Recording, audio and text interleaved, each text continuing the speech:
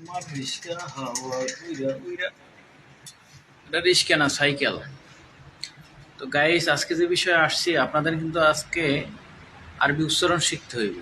উচ্চারণ না শিখলে কিন্তু মারাত্মক বিপদে পড়বেন। কি রকম জিজ্ঞাসা করতে পারেন, ভাই আপনি এখন আর আরবি লইয়া পড়ছেন কেন? মাখরাজ এবং উচ্চারণ বিধি কলকলা হরফ জানতে হইব। এই যে বর্তমানে কিন্তু বিবাহ বিচ্ছেদ হর হামেশা ঘইটাই যাচ্ছে। পছন্দ না হলে সে তাকে ছাইড়ে দিচ্ছে, সে আবার অন্যর কাছে চলে যাচ্ছে। তো মনে চাইলে কি করে, তালাক দিয়ে দেয়। তালাকটা দেয় কেমনে? তালাক, এক তালাক, দুই তালাক, তিন তালাক।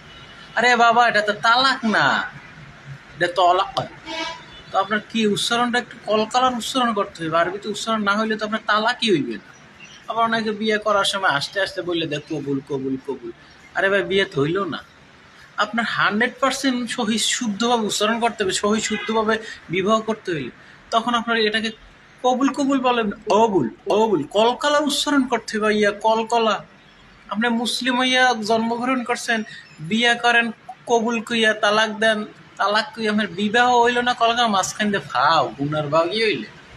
তো সর্বশেষে সর্বপরিপন্থীভাবে যেটা বলতে পারি সেটা হলো আপনার কলকলার উচ্চারণ জানতে হবে বাবারে। আর ওগুলো বাদ দিলাম, তালাক এবং কবুল এটা সহি শুদ্ধভাবে একটু শিক্ষা নিয়েন।